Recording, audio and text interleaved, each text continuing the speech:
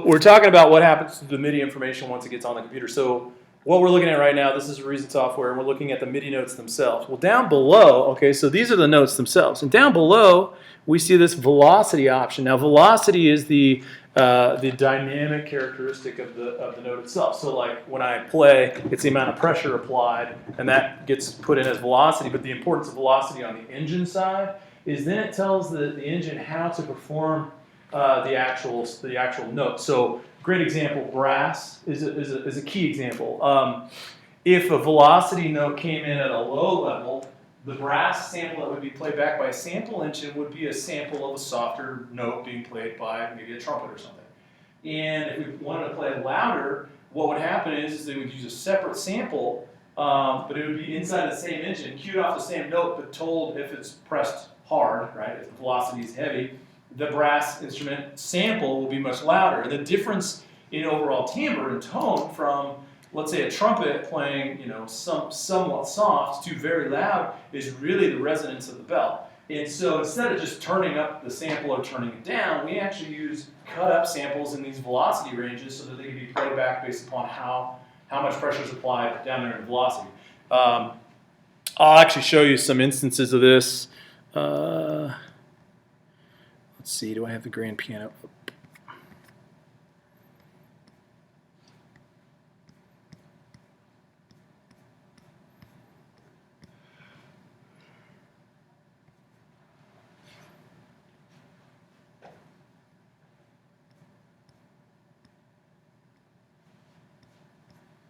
Sorry, this has a lot of strings. Oh, there we go. Piano, piano.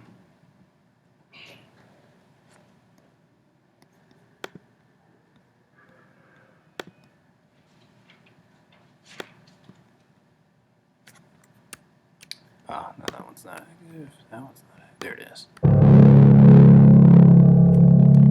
Now, let me map this over. Technically, the pressure sensitivity that's supposed to be applied to this will show up in the rack. And let me show you this rack here. If you were to look at the rack itself on the piano and open up the sampler, this is the sampler. Let me just zoom into it a little bit. Oop. Oh no. Let's reactivate that.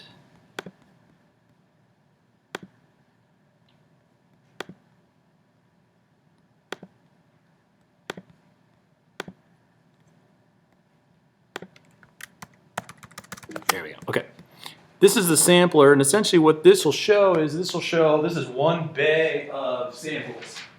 And what you're able to do is stack up multiple bays of samples on top of each other. And you see they're all assigned to a note. You see how they're all inside of this piano roll?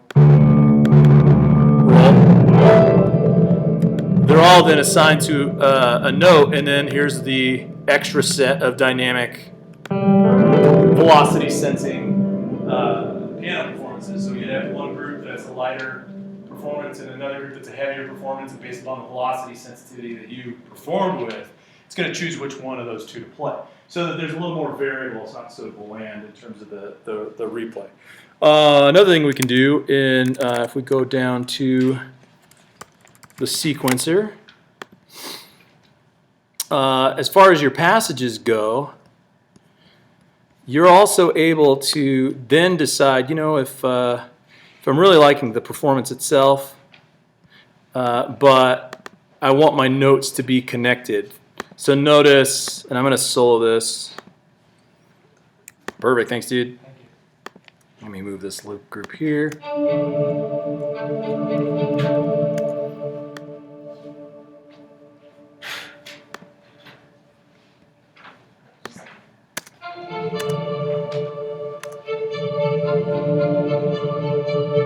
Okay, and you can hear the reverb effects on this overall. That's what's kind of throwing it through there. But notice the distance between the notes. We decided, hey, let's make this shorter. What we could do is we could actually go into the note length.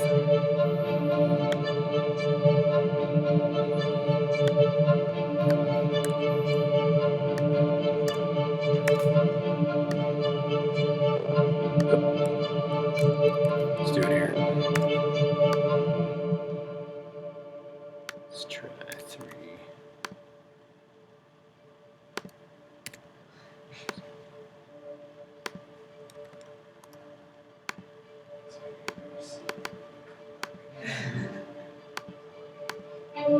Oops. It's all right. Somehow it jumped the 1 there.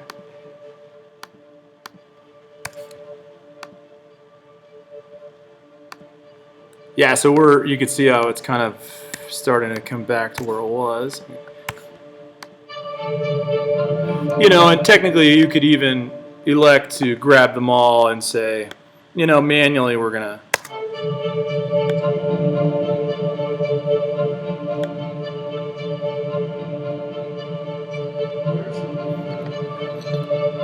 There's an effects engine. On this one, I made like a really dark effects engine. So I built an effects engine. I filtered it. It's got a lot of low frequency built in, but it's actually off the mixer. It's not.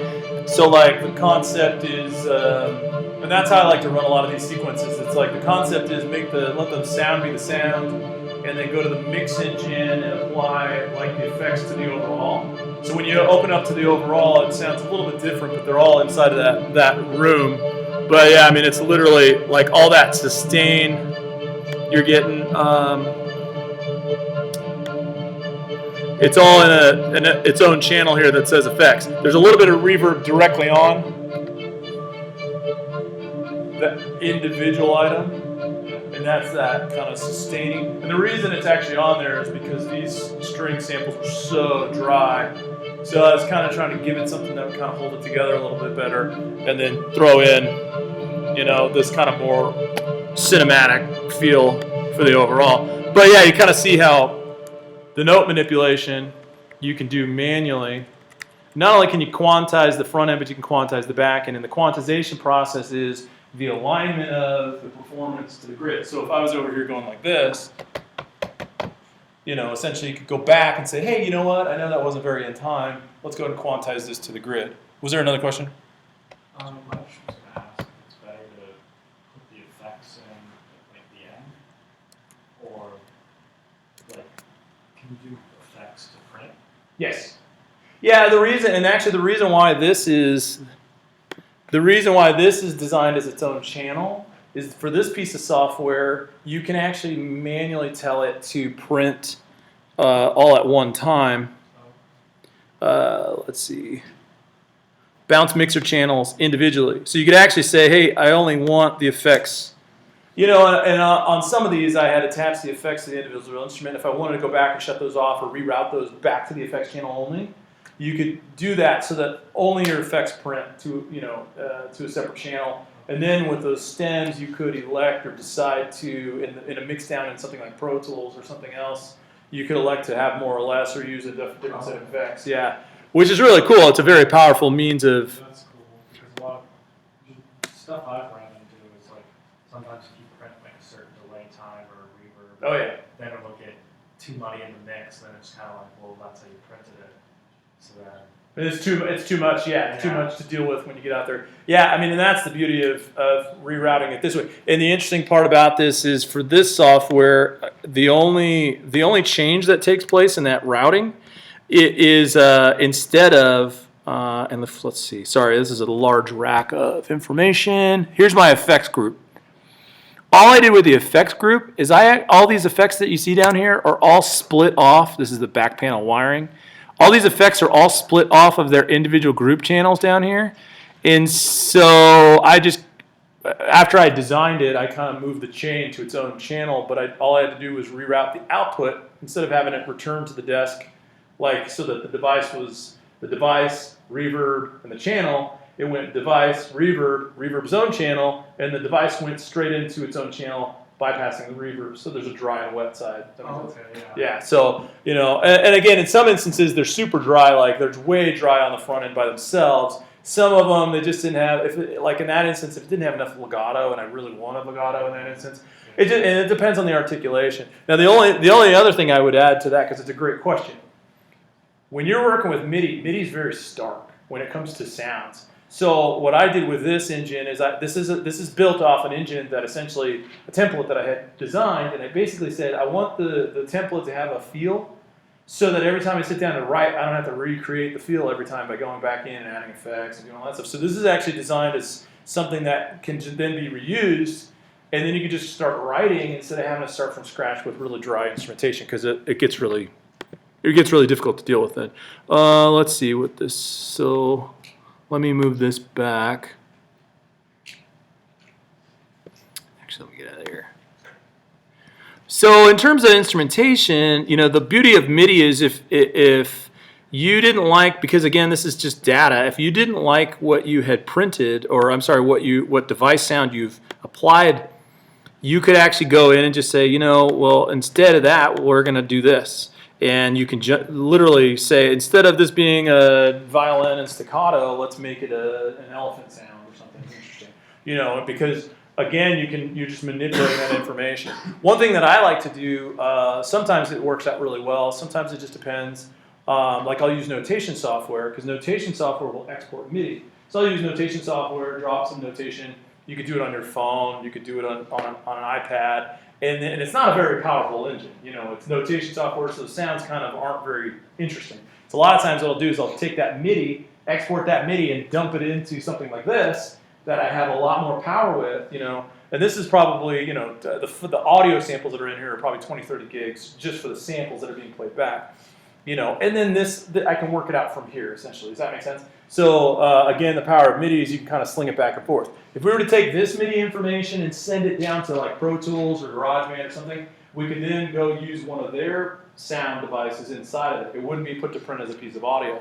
So that's kind of an interesting, an interesting twist to how that works. Let's see. So what I'm going to do is, actually, I'll play this for you. I don't know if this. See how well this mixed down. Oh, all right. Output's too up. So what I did also, this is a really beautiful engine. This also has some electric guitar in it, but all I did was just kick the crap out of like the reverb and effects. So you don't hear like electric guitar. That's what the sound you hear opening up in the beginning of this section is. Oh, hold on, I think that's a DAW situation. Sorry, I think the sample rate died. Let me change something.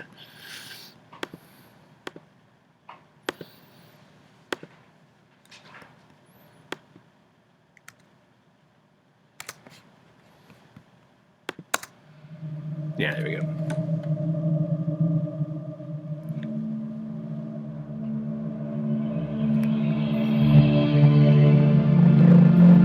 You know, so it's just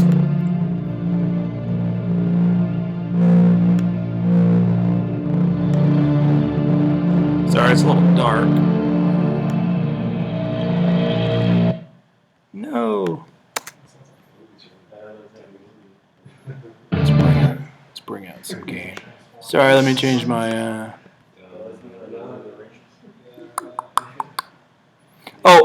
So it's funny because this is happening. I'll kind of explain this to you real quick. In the DAWs, when you were learning your DAW chapter, you probably saw something that talked about latency and that kind of information. What actually is happening or taking place is the buffer size is set too low in this instance because there's so much going on. So I'm having to raise the buffer size. So you want a lower buffer size when you're tracking. We talked about that because of the latency that occurs when you're recording. But when you're in post and you're just playing all this information back, a lot of times you want to raise that buffer size. And all it is it's how much the cache on the RAM is going to hold on to the information as it transitions it to the actual AD-DA converter. So on its output, it's fine if it's late. On its input, it's a problem because it feels super late for the performer. But that's why I was saying computer's too slow. You know. Yeah. So I'll show you the sequence here.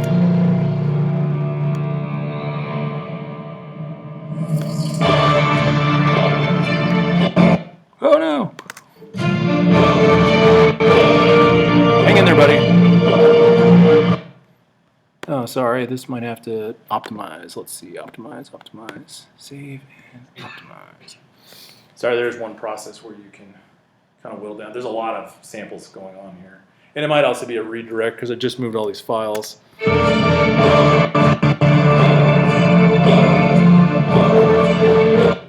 Oh. Well, okay, so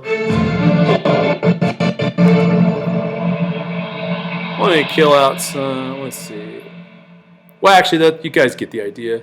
Let me go over here to some samples that I built. There's a sample in here. A lot of times I like to show just to kind of give you an idea of what can be done with sampling. So I have up here the trigger pad, and icky. Sorry. This device, like I said, I remapped my computer, so it's just going to take a second here. Pad control, find my pad control, choose. Okay, all good. Okay. Oh, sorry, let me turn my latency back down. So one of the things that you get to do with these devices in terms of MIDI is this is a basic pad control, and it has some very useful purposes. One of which is, and I think the best one, of course, is you get to rhythmically activate MIDI information. So what I'd actually done with this, although I know it's a little dark, so you might not be able to see it, is I actually went in and I recorded myself doing this just a bunch of times. So like I literally said whoa like 20 times, and I threw some reverb on it, and then of course after the reverb and effects are there, you get this. You know, so in the back of this track, when it's playing back, you hear like as it transitions wherever it went. Oh, so let me fix that.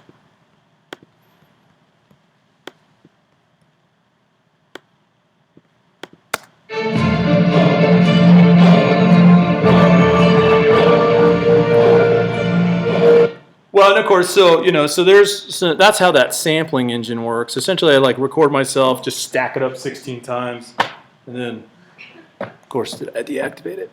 Oh, hold on, let me get to it.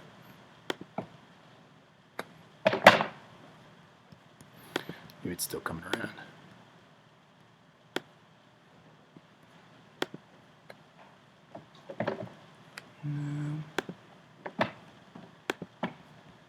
Sorry. I think my computer is having a tough day.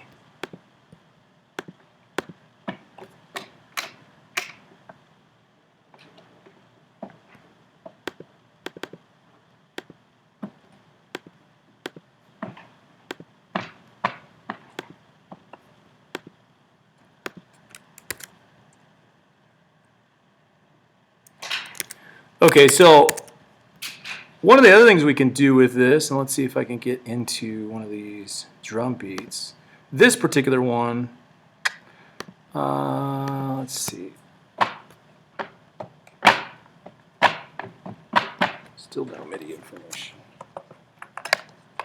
Sorry, normally it lights up green when it's going, and so far nothing. Let me just give this a really quick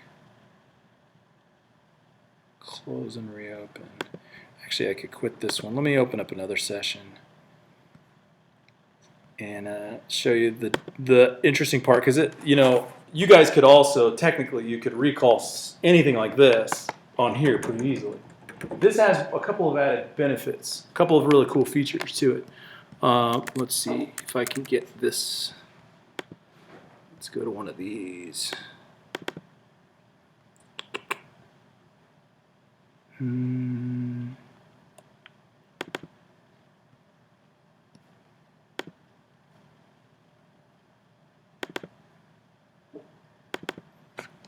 see if we can get this one up.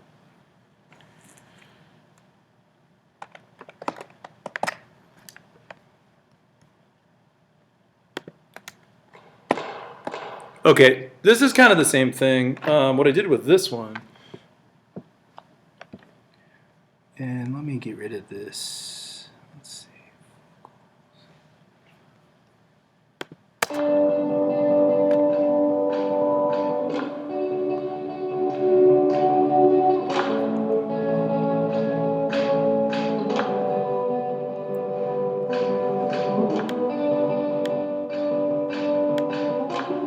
So basically what I did with this is I literally just did the same thing, except actually this time I went into an industrial storage room with probably twice the size of this room, and had 4 people come in and just clap, and that's all this is. You know, it's just a stacked clap output. Well, like I was saying, recallable in this kind of format. But let me show you. I'm going to go to this drum engine that's built here. Kind of the same thing. We kind of screwed around with this a lot. I was teaching a sampling class, and we just were going and creating as many crazy samples as we could think of. So we did this thing called Thunder Drums, which is wonderful because it's all, we did it in a storage room, like an open warehouse. And surprisingly, this is direct kick in a storage room. And we placed like 4 different mics up, and we put a mic close, and put a mic 5 feet away, 10 feet away, and 30 feet away. You know, and that's kind of what we came up with, these like really big sounds.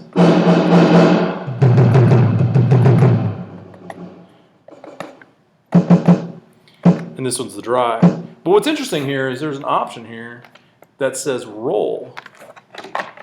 Find a dry one. Actually might have to load. Let me load a different one because this one might not do it. I don't think I extended it to this one. Let me build a new one because I might have to. Yeah, let's do this one.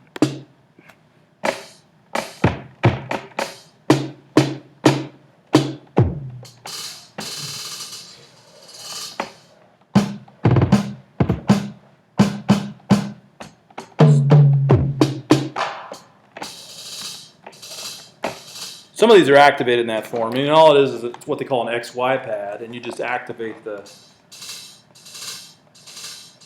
The other thing you can do is you can actually set flams. For those of you who are into rhythms, I don't know how into rhythms you guys are, but you could set flam timing, and based upon where you're at in the pad, the flam will either be wide, like super separated, or much tighter. So, well, this one doesn't have an active snare drum. Let me try another one.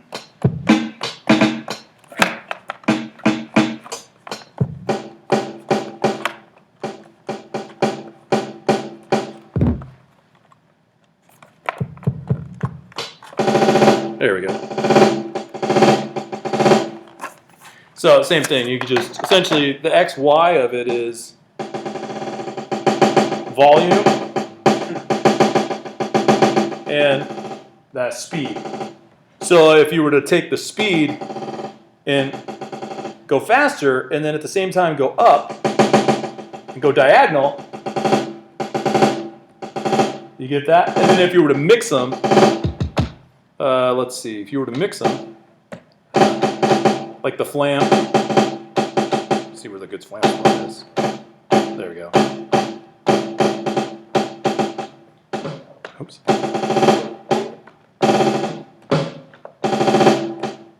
Now, the interesting part about that is these devices, I don't know if this works. So to be honest with you, I went to Goodwill, I found it for $4, and I said, let's use this, or let's at least try to use it. There's a port on the back of these devices that says pedal. Normally it's assigned to the kick, so first one is by default. We'll just see if it works. Of course, I got nothing so far. There's no switch indicator. Pedal, pedal, pedal, pedal, pedal. Oh. Oh, okay. Well, I'm getting signal, but I'm not getting, let's see, pedal.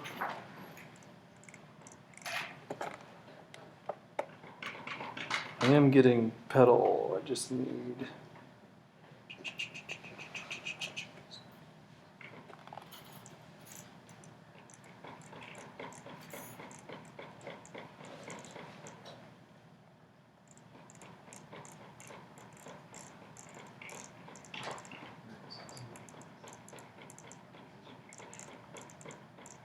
There we go. There we go. Okay, so it's C2. I just have to tell it what note the pedal is going to be assigned to. And then once I do that, I should be able to just save this.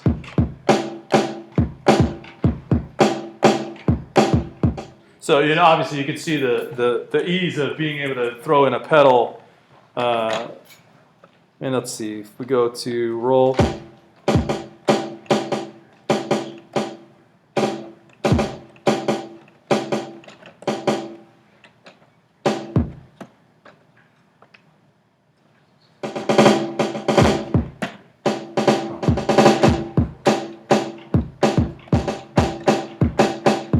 You know where we can do flam.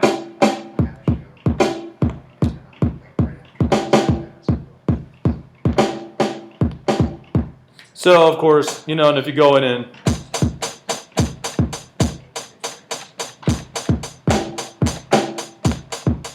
you know, that way you get some versatility. You know, now of course you could always change this to something else if we really wanted to. With the use of MIDI, you know, we could always just say, well, let's sample our own thing, you know, and reassign it to wherever the heck we want. You know, so literally as easy as coming into the sampling engine on this device, you know, and just checking it. So check, 1, 2, 1, 2, check, hey. And then we could literally go down into the sound engine we were just using, this down tempo.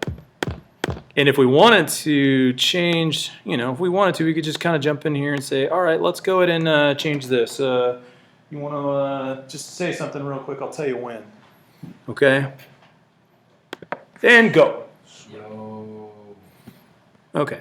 Oh, sorry, hold on one thing. Got you there, but bio mapping. Let's pull this one out. Okay, there we go.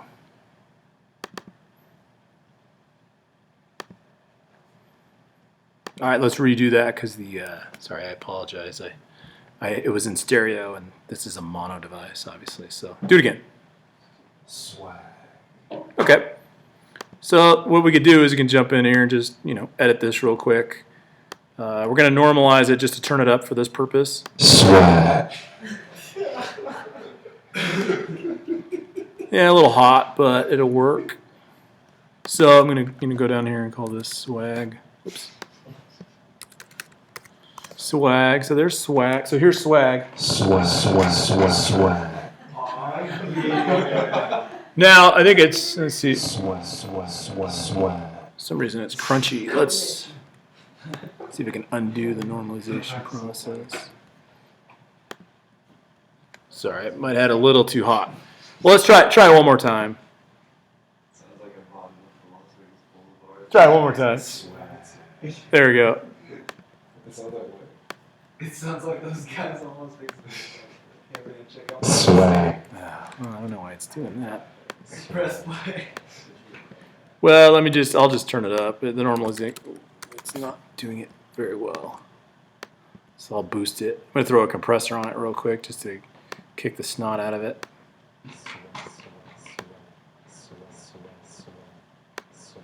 Oh, you know what? That's what it is.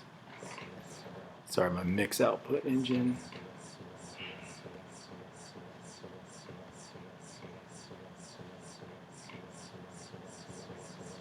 It's a lot of S's. You know, and then like hand that off to somebody else real quick.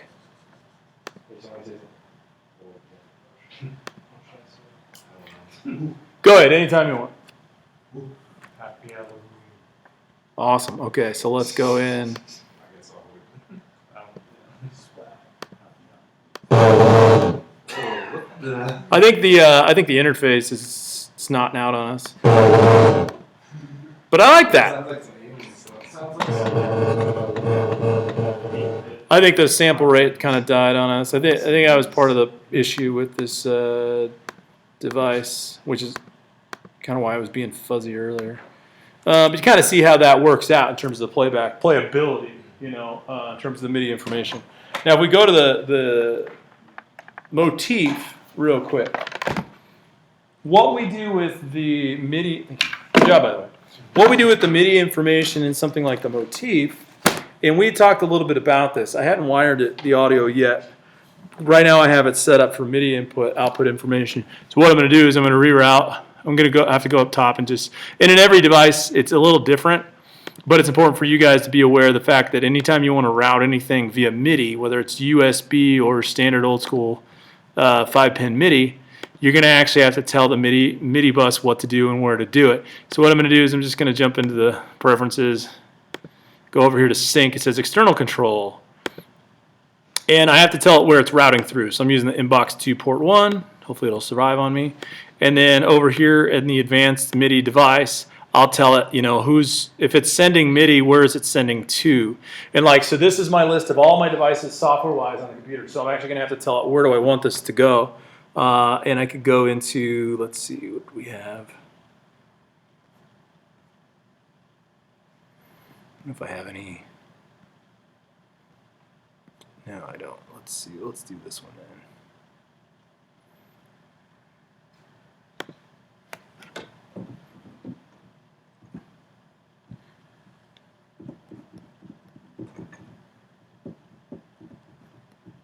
Oh, I hope I got the ports right.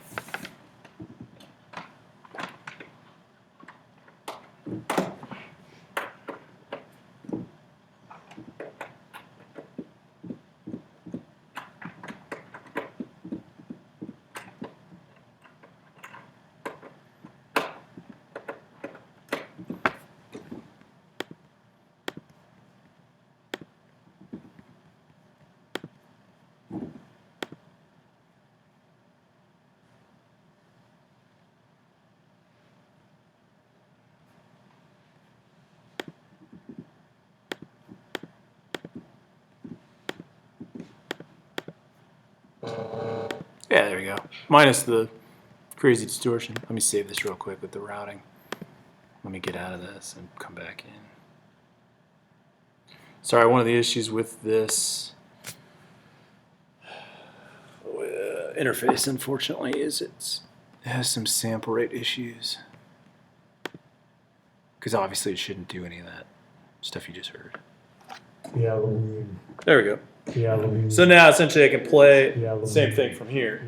Now, what's different about the way that we can route this is, let's see, let me get out of this session here. Oh, you know what, I'll just do a save as, I'll reroute this.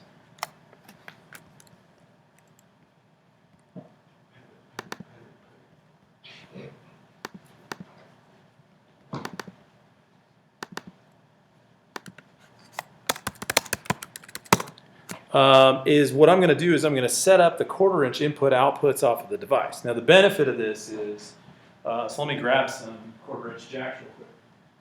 The benefit of this will be that by routing my MIDI as MIDI to and from the device, what I'm going to get the benefit of is I'm going to be able to play the MIDI performance. I'm going to edit the MIDI performance because it's data information. I'll edit the MIDI performance.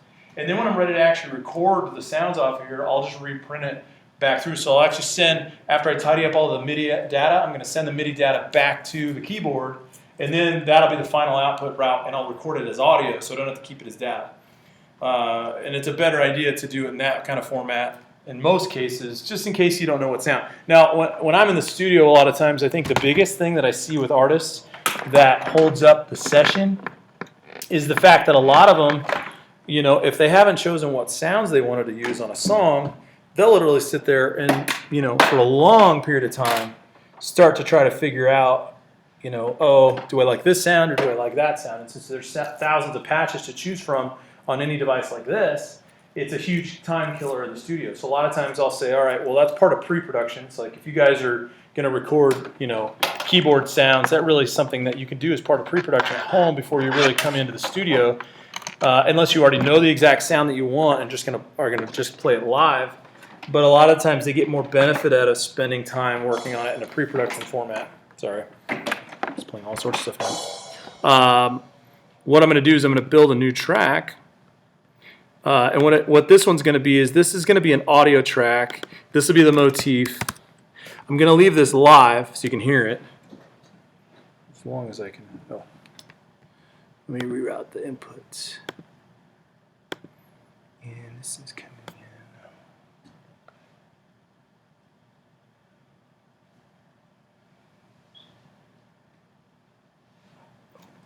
in. Whoops.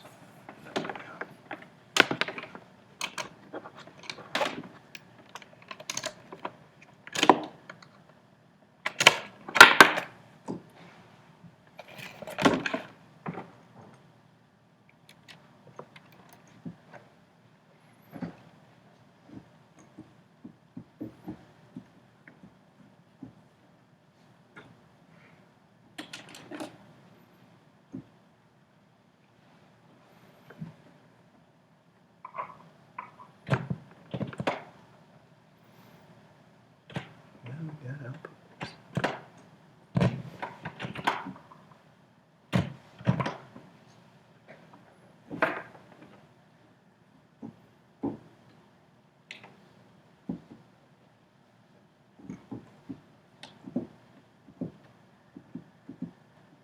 Sorry, I'm not sure why this isn't.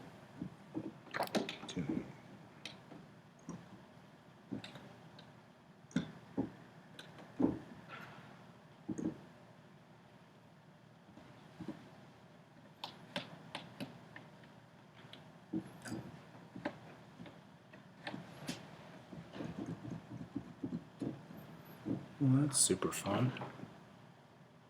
Actually, let's switch this out then for the. Can I get a couple of volunteers?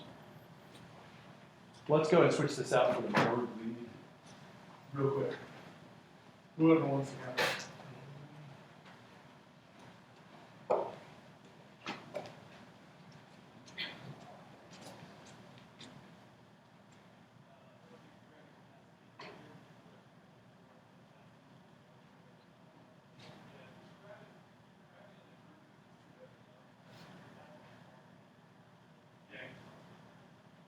Does that have a power cable with it? Yeah? Oh, sweet. Okay, works for me. Sorry, I'm just going to swap it out for the Nord. I'm not exactly sure. Last week this didn't make any output either. And obviously the feeds are live because you could hear them pop.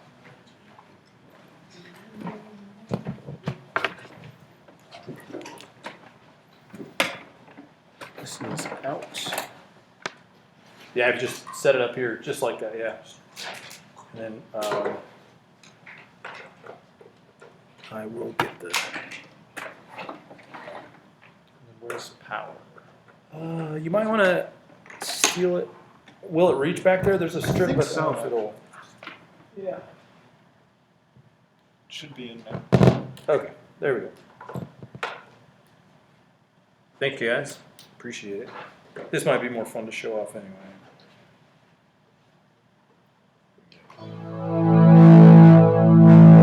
Okay. Let's see. Let's find something fun.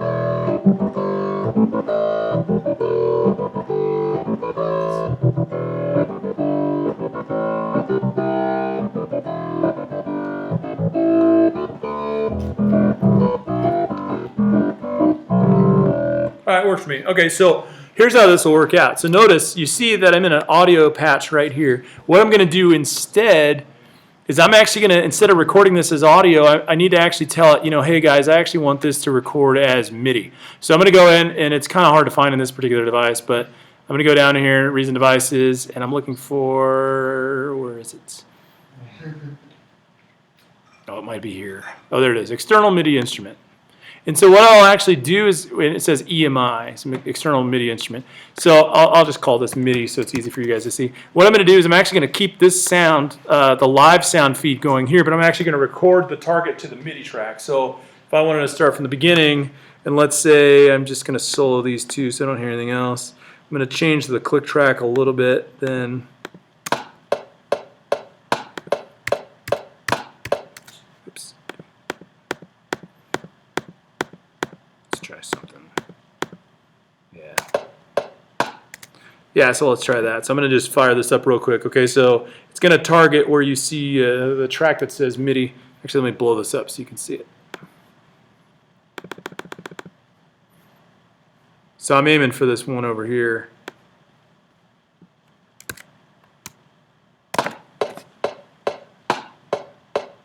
Oh, stupid interface.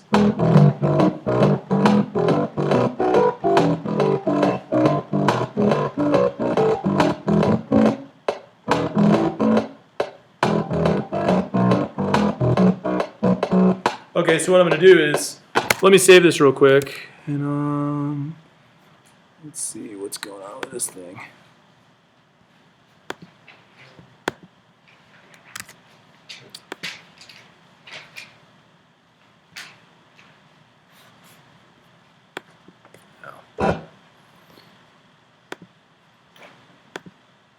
Whoops.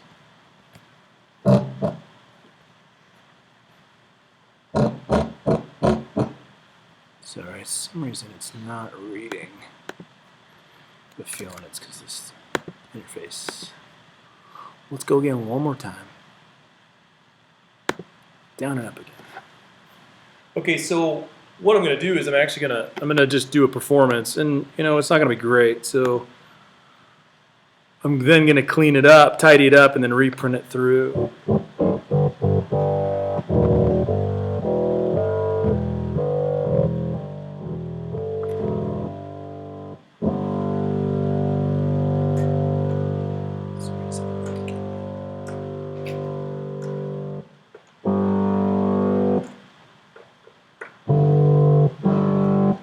There we go.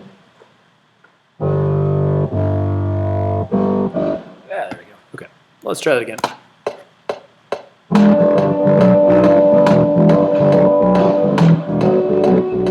Oh, I forgot to solo this.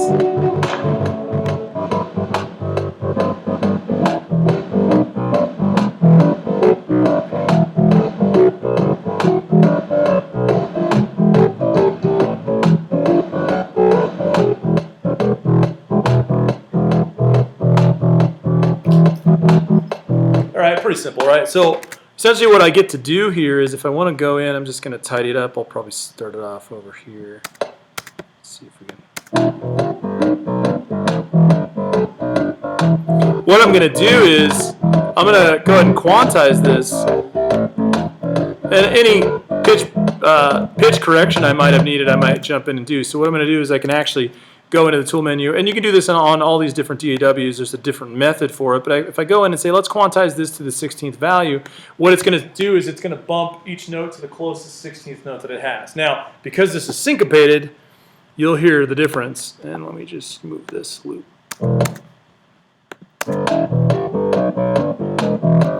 So let me change that. I actually need to just resyncopate this.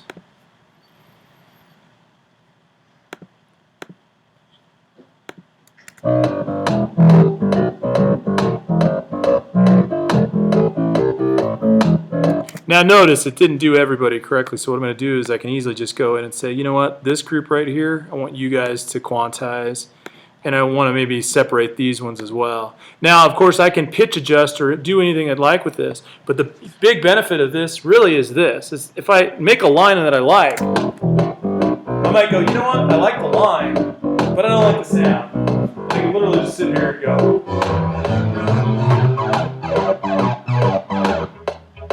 Now I've only put the MIDI to print. You know, so all I have on there is the MIDI. I don't have the audio yet, which means I can technically jump in at any time. I'm just going to loop this section here. I could jump in at any time and record the audio.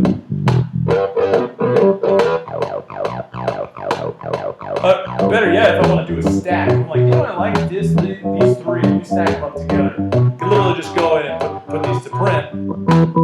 And all it's going to take is me going in here and saying, all right, well, you know that audio path that I made, where is it? Over here where it says motif, all I have to do is solo this and tell it to record. You know, I forget which one it was on.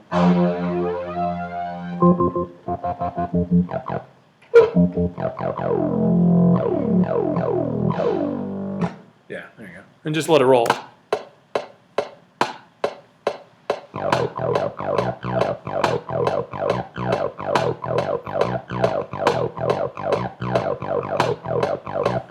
Sorry, I started in the wrong bar, but oh, it's because it's not snapped. We should be back here.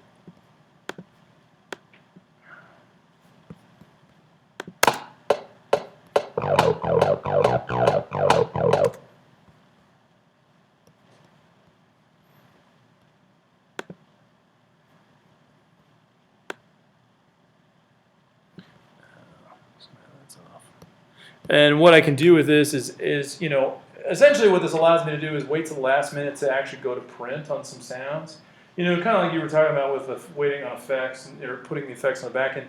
One of the things I notice a lot of times is like at the core, what'll happen is I'll get sessions where somebody did some sort of synth or some sort of MIDI instrument, and when they bring it in, there's not much that can be done with it because it's already put to print, and you're literally looking at it going, oh man, if we had just used this other sound instead, it would really make this sound so much better instead of having to try to doctor the sound that we have. So a lot of times, you know, if I have sessions coming in and they're using a lot of MIDI, unless they're like 100% set on it and they just want to roll, you know, it's like, look, if it's open or if it's optional, bring in the actual MIDI files so that when we're sitting in the session, when someone goes, Eureka, we should try this sound, we have the MIDI and we don't have to wait for someone to go back and reperform it. Does that make sense? Because we literally just swap it in and throw it on. Another thing that I see in large facilities is when you have some of these synthesizers that are maybe 10, 20 years old and they're more around, you know, 5, 10 grand, individual people don't typically own them, so what they'll do is they'll build their own MIDI in GarageBand, you know, using some simple instruments. They'll bring it into a large format studio,